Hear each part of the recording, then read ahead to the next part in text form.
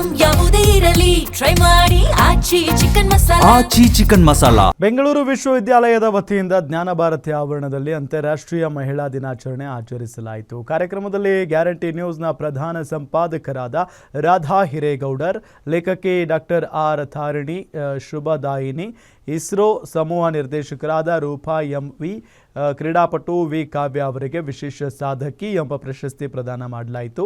ಇದೇ ವೇಳೆ ಬೆಂಗಳೂರು ವಿವಿಯ ಬೋಧಕೇತರ ಹುದ್ದೆಯಲ್ಲಿ ಸೇವೆ ಸಲ್ಲಿಸಿ ನಿವೃತ್ತರಾದ ಮಹಿಳಾ ಸಿಬ್ಬಂದಿಗೂ ಸನ್ಮಾನಿಸಿ ಗೌರವಿಸಲಾಯಿತು.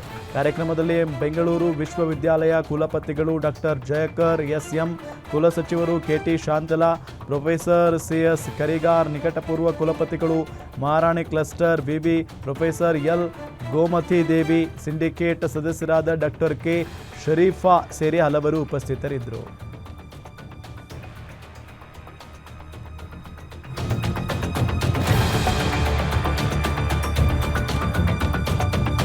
ಬೆಂಗಳೂರು ವಿಶ್ವವಿದ್ಯಾಲಯದ ವತಿಯಿಂದ ಮಹಿಳಾ ದಿನಾಚರಣೆಯನ್ನು ಹಮ್ಮಿಕೊಳ್ಳಲಾಗಿತ್ತು. ಜ್ಞಾನ ಭಾರತಿ ಆವರಣದಲ್ಲಿ ನಡೆದಂಥ ಕಾರ್ಯಕ್ರಮ ಇದು.